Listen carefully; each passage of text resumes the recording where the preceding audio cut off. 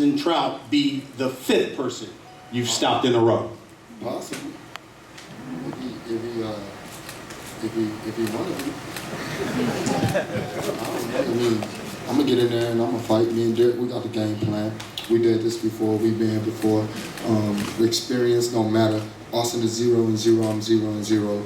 But I'm really a lion in there. I really do what I gotta do, man. He definitely has a chance to be number 5th. And anything can happen. You know, your brother fought Austin Trout 2 years ago. That one went the distance. And listen, he gave a great performance, Austin Trout did. Gave your brother some issues in that fight. Tell us why we won't see that again. I don't necessarily believe he gave my brother's issues. My brother, that's the type of fighter my brother is. And my brother came out with a big D, and it was a UD. So I look to do what my brother did, but do it way better. If that's with a knockout, if that's with boxing, if that's with just picking them apart and coming forward, you know, they got these coaches, you know, that rock with a whole bunch of people that hate on the Charlos. So I got a whole lot more that I'm fighting for. It's not just Austin Trout. We right now are not the people that they look at as the ones that are really domaining and running the sport. And so keep hating and keep doing what y'all doing and keep the little other fighters hating and doing all of that while we keep shining. So right now, it don't matter. None of that matters. We're gonna get in there and do what we gotta do. Austin, you were quoted as saying that this is a career-defining fight for you. I think a number of people, and you heard Richard make mention to it, thought that career-defining fight happened, 6 years ago when you beat Miguel Cotto in Madison Square Garden, New York City. Why do you believe that this fight, Saturday night, is so big for your career? As great as that win was against Miguel Cotto, I don't feel like it compares to this fight here. After I beat Cotto, I heard a lot of complaints about Cotto, saying he's out of shape, he's washed up, he was over the hill. A lot of excuses that kind of took away from the win. And after beating Jermell, there's no excuse that you can make up. This kid's in his prime. He's been knocking people out. I mean, he's a world champion, undefeated. There's really nothing else that you can say as far as excuse after I beat Jermell, so this will be the career-defining win for me. Bigger than Cotto, for sure. Although, after I beat Cotto, he went on to win a middleweight title. I mean, so I just love to hear what kind of excuses that they can make up after I beat a fighter like Jermell Charlo. You heard Jermell talking about he and his brother certainly want to take over the sport of boxing. You're also quoted as saying Saturday is all about stopping the Charlo show. What does that mean? Well, the Charlo show that's been going on is you've seen the promotions. I don't even think I've been in the promotion at all. It's just been a Charlo show.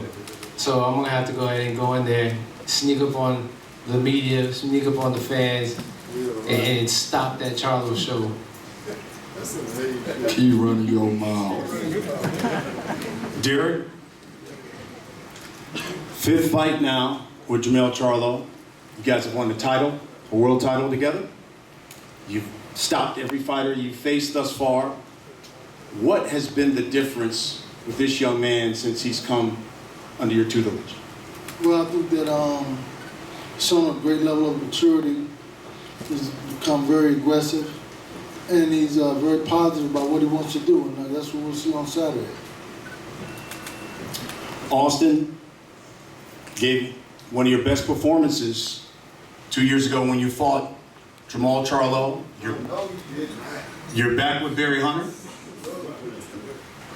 Tell us why you will be even better on Saturday.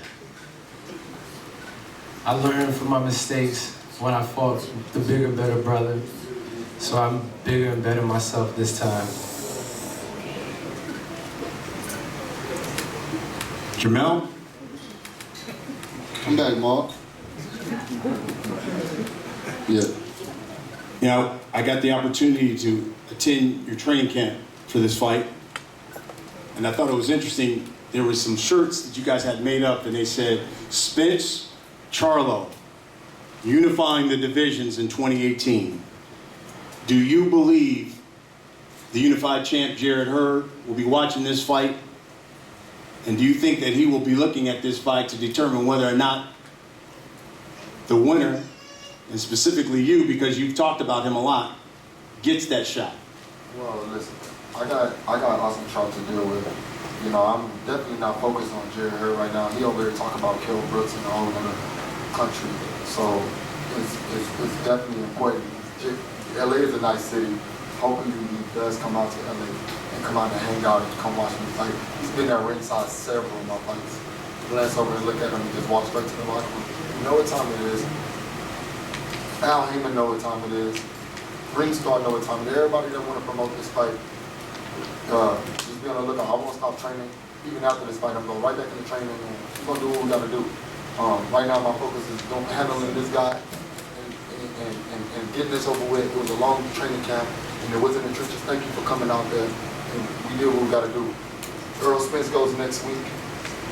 We both in this thing this year trying to unify, get the belt, get all the belts to become undisputed next year. So that's how I go.